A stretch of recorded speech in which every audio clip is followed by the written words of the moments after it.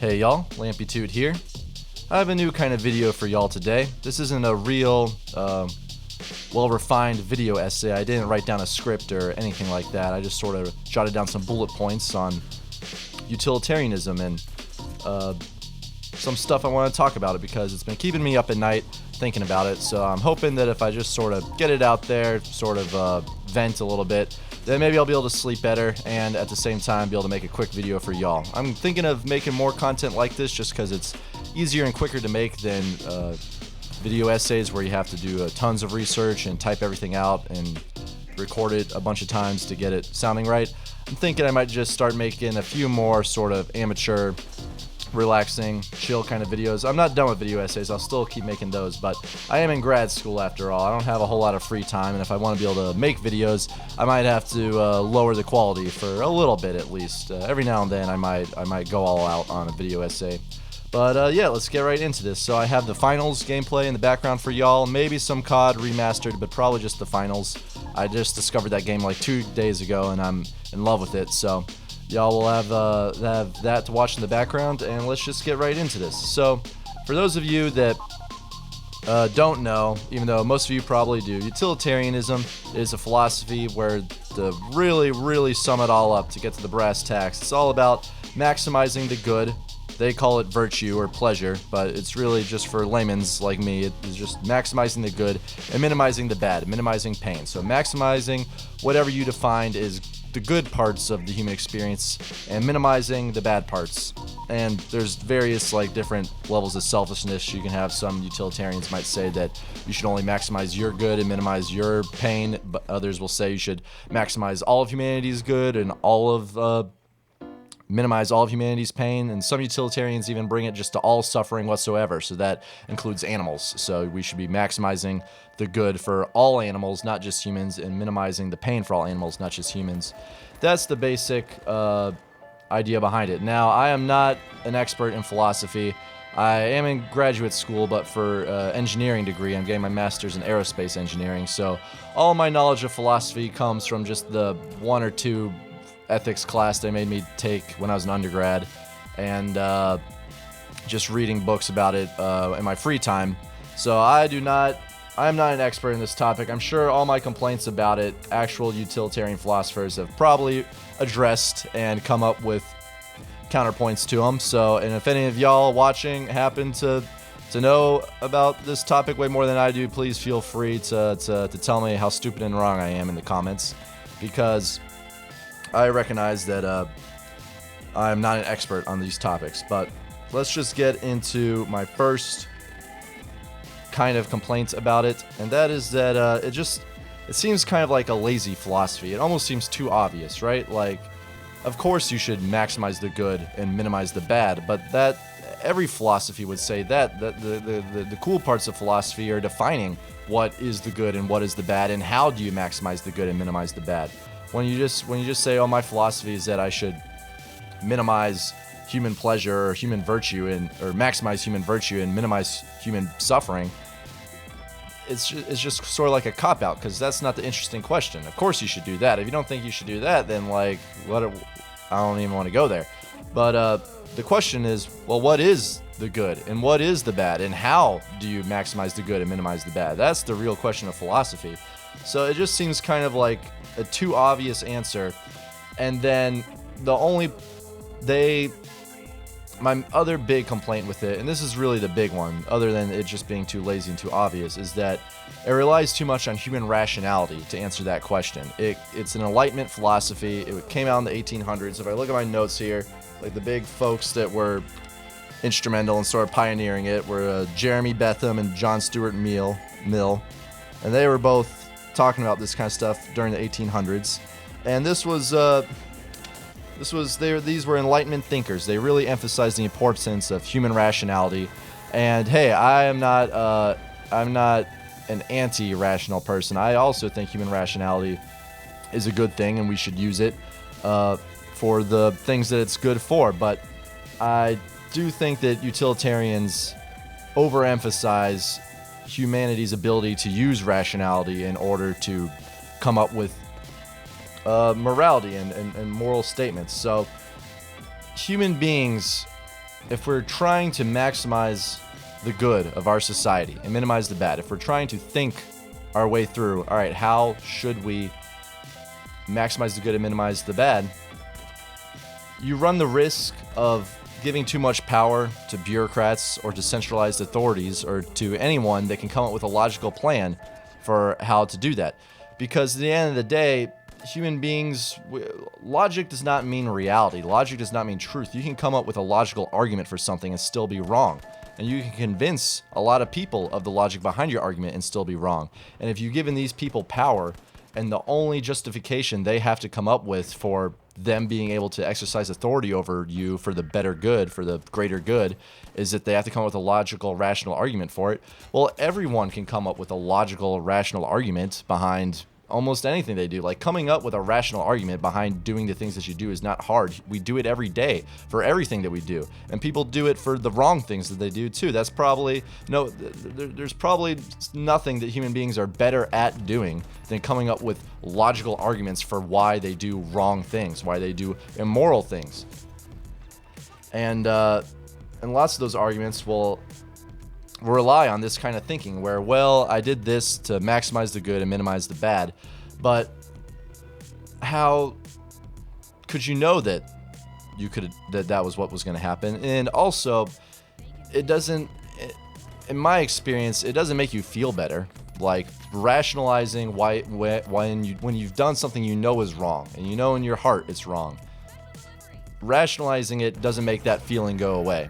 And it's very dangerous, because if you become good at rationalizing it, you might be able to rationalize all kinds of evil.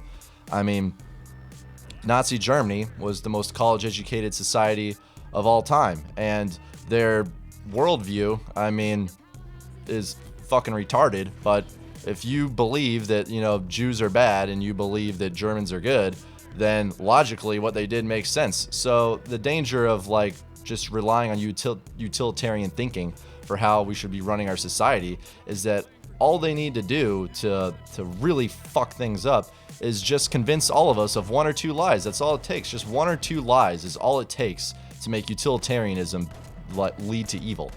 Because with logical arguments, you only need one or two bad points inside your argument to really go off course. And also, let's just assume that that's not the case. Let's just assume that the people in charge really are good people, and they're truthful people. They are smart, and they are good, and they want to use their minds to plan our society so that it can become better. We're talking like if you combined Albert Einstein and the Buddha, and you just had people like that running society. I'm not going to say if you had Albert Einstein and the Buddha and like Jesus Christ combined, because I'm a Christian. I believe if Jesus was running things, everything would actually get fixed. But let's just say, short of actually Jesus Christ, take the smartest human being you can imagine and combine it with the most well-meaning human being you could imagine, and put only people like that in charge of everything, and they still would not be smart enough or rational enough to truly account for every single thing about our society in order to fix it, because they're a part of the system. Okay, it's like asking a car engine to fix itself. It's just not possible. We are not human beings. As much as we want to feel like we are, and as much as it's kind of from our perspective seems like we are, we're not really we're not separate from the system that we're a part of. We are not separate from humanity. We're one part of humanity, and therefore our knowledge of the system we're a part of will always be extremely simplistic compared to all the actual variables that are going into account. Like, here's how I like to think about it. Think of just one of your brain cells understanding of your consciousness. A human being, just one human being, or even a group of human beings working together, attempting to understand the human race, it's that level of ridiculousness. Your brain cell cannot even begin to comprehend the consciousness that it helps support. In the exact same way that one human being has no chance of truly understanding humanity on the macro scale that would be required to to be able to minimize the evil and maximize the good just by sort of twisting knobs and levers like a lot of these utilitarian or even just sort of like pro-centrist, rationalist kind of thinkers would want you to believe. It's just not in the cards. It's not in our powerhouse, and or it's not in our wheelhouse. And that's my main issue with it. Is just that it seems to be a very dangerous kind of philosophy and a very dangerous way of thinking to me, because it sort of strokes the ego of rationalists or just people who sort of overestimate humanity's ability to arrive at the truth through logic statements. And it's very dangerous because it could be hijacked by evil people very easily. All they would need to do is convince you of one or two lies, and then you would be on the wrong path. That's why I think it's way easier to trick a stupid person, but it's way easier to trick a stupid person than a smart person, but it's probably way easier to brainwash a smart person than a stupid one. Because to brainwash a stupid person, to convert a stupid person over to your worldview, you got to convince them of every single point along the way. You got to hold their hand from point A all the way to point C and every single stop in between. To convince a smart person to convert to your worldview, you only got to convince them of one or two things. They'll fill in the blanks themselves. They'll fill in the dots themselves. To get a stupid person from A to Z, you got to walk them through the whole alphabet. To get a smart person from A to Z, you just got to convince them of A and convince them of Z, and they'll connect the dots themselves through every other letter for you. So I think an overemphasis on human rationality and even human intelligence in coming up with a morality sort of landscape is fairly dangerous, because human beings it's way easier to trick us than we would like to believe. And also, it limits the human experience to just the rational part of our brain. But we all know when dealing with right and wrong, yes, we should listen. I'm not saying you should turn off rationality. That is not at all what I'm saying. I love rationality. I've definitely am more of like a things-oriented person, and I'm not a very emotional person. I'll say that much. But I will say that only listening to your mind when determining what is right or wrong, it can very easily lead you astray.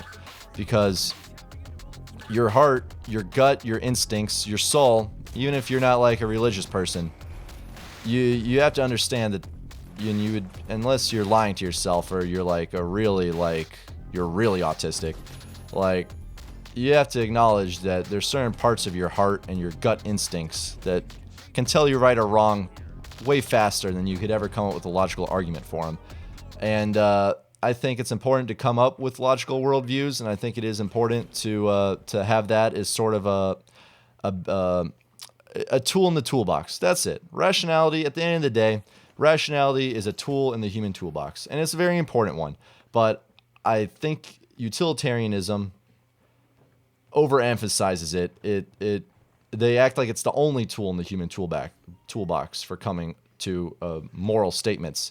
And they even act like, well, if you can't use rationality to justify your moral statement, then that's wrong. You shouldn't do that. You should only use rationality to justify basically everything.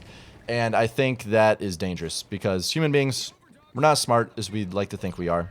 We're just as capable of being tricked. Even the smartest among us are it's very easy to trick them too. It's not like incredibly difficult. We all get tricked at some points in our lives in various amounts. And just if you give yourself over to the idea that, well, what is right is what makes sense is right, and what is wrong is what makes sense is wrong. The fact is, lots of evil shit has made sense throughout the ages. And it's way easier to convince people that something wrong is right than we'd like to think. And I feel better now. I got a load off my chest. I think I'll sleep better. Hopefully y'all listened. I hope you enjoyed it, my ramblings. Like I said, this is videos like this I'm going to be making in the future. Going to be way less polished than the video essays I normally make. So feel free to absolutely roast me in the comments section. I'm here for it. I really hope that some of you people that are into philosophy and into utilitarianism, I really hope at least one of y'all sees it and I rub him or her, probably him though, the wrong enough way to where they'll really cut into me into the comments, because I'd love to hear a counter argument to this. I'm a little pessimistic when it comes to humanity's ability to sort of control its own destiny. So if y'all can have some good arguments for why humanity really is more rational than I think it is, and why we really can plan our way forward, I'd love to hear that, because that's very interesting to me. So in the meantime, I hope y'all enjoyed the finals gameplay, and I'll be putting this video out as soon as I can, and keep an eye out for more content from me in the future. I might even start streaming soon. I don't know. I'm trying to branch out from the type of stuff I normally make. So I will be seeing y'all in the next video, and enjoy your St. Patty's Day. Yeehaw!